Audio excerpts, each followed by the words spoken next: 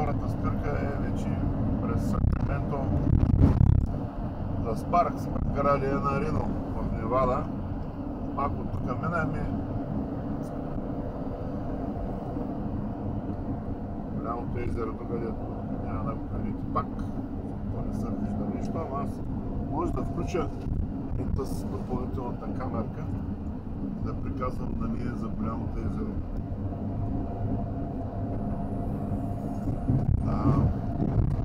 Ще я включа. И ще говоря за голямото езеро тук. Тук вляво има едно езеро. Това са пирамидите. Не знам дали Лос Анджелес пие вода от него, значи то тук не е пълноводно.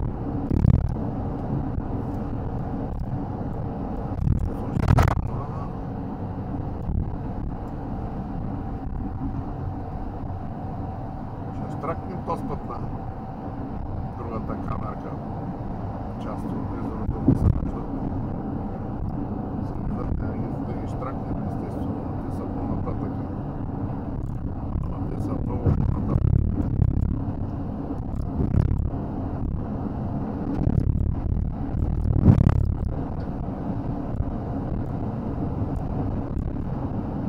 Белия лебед. Товара лек, две гуми с джантите, на обикновена кола, но са за някакъв самолет. Взехме го от летището на Ван Найс, складовете, части за тези джетове или малки самолети, чисто нови са. Караме най-вероятно пак някакво малко летище на север от Сакраменто.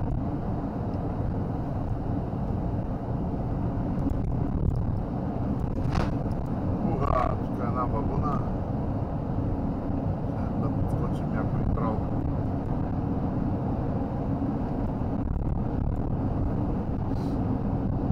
Вече изминаме около 40 минути. 5 часа и половина, дето трябва да караме.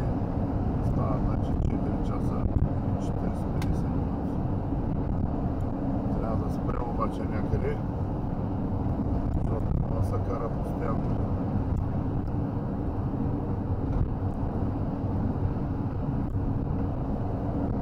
Без прекъсване 5 часа, това аз не мога карам, по който може. И съм карал най-веднъж 4-5 часа, прибиране вкъщи обаче. Езерото. Няма езеро, няма нищо. Тук май нищо няма да се. Така че да снимам.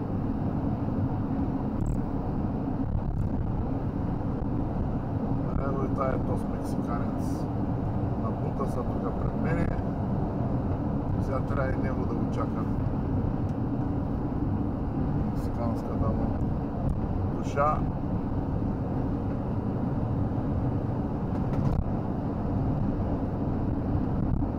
Аре, нали бързаш, бе? Защо не го изпреварваш, защото те е пред тебе, а? И аз зато и не го изпреварвах. Защото не може. Да забутиш пред мене. Да седиш, да кибучиш тук, да правиш калабалък. Ама не са пък махне.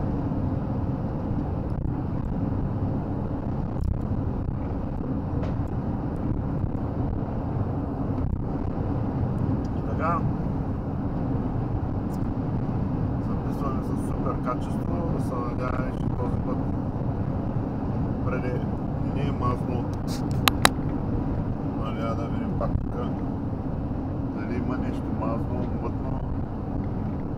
Сега път я търках преди с камерка да няма нещо мазно, защото имаше няма се пипнало нещо с мазна ръка или мръснали коли.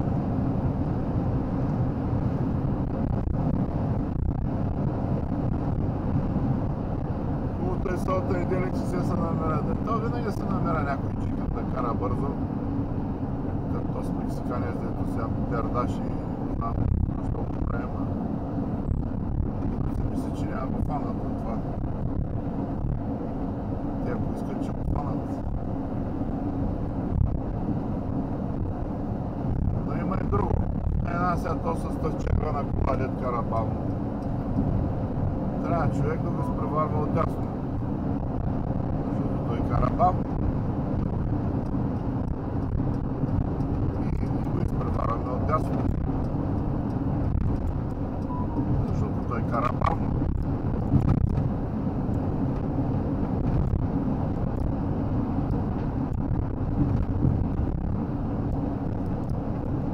Трябва да видим тук кой звъни на нас. Някой нещо не му е харесало. Не му е харесало.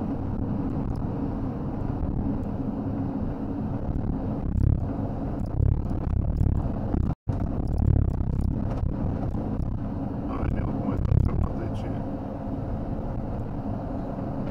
не бе, какво ти става сега пък на тези апове, които ги измениха, ги направиха всеки 6 месеца и телефона ми като го сложа и почва да работят. Апове хана сам, хана там, особено Марийка, като се закучи, не мога да я изключиш. Трябва да изключиш телефона 5-6 пъти, докато махнеш с Google App, Google Map App. Така нататък. Ето тук още двама бавно каращи. Доста тук в средата и той кара бавно.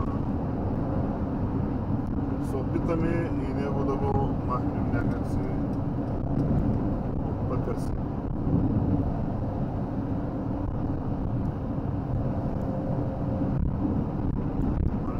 Червената кола най-накрая разбра, че кара бавно в най-лявата лента.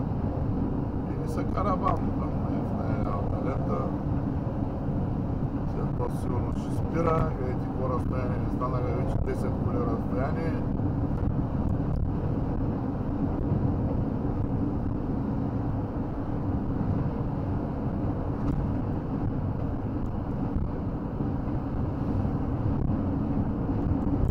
Са пак с нашата лента някой да кара бавно.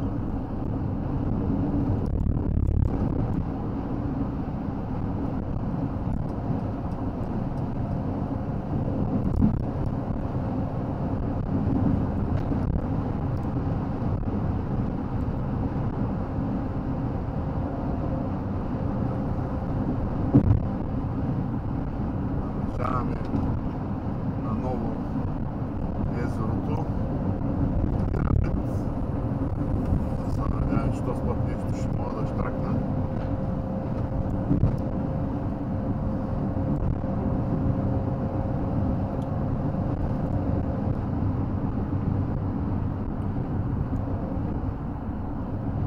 Езерцето. А сега нищо.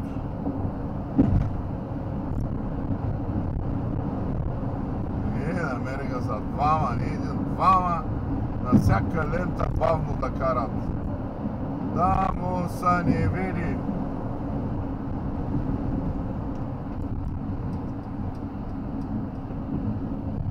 Вижда този белия Мерцедес, роднина на белия лебед. Той е бял.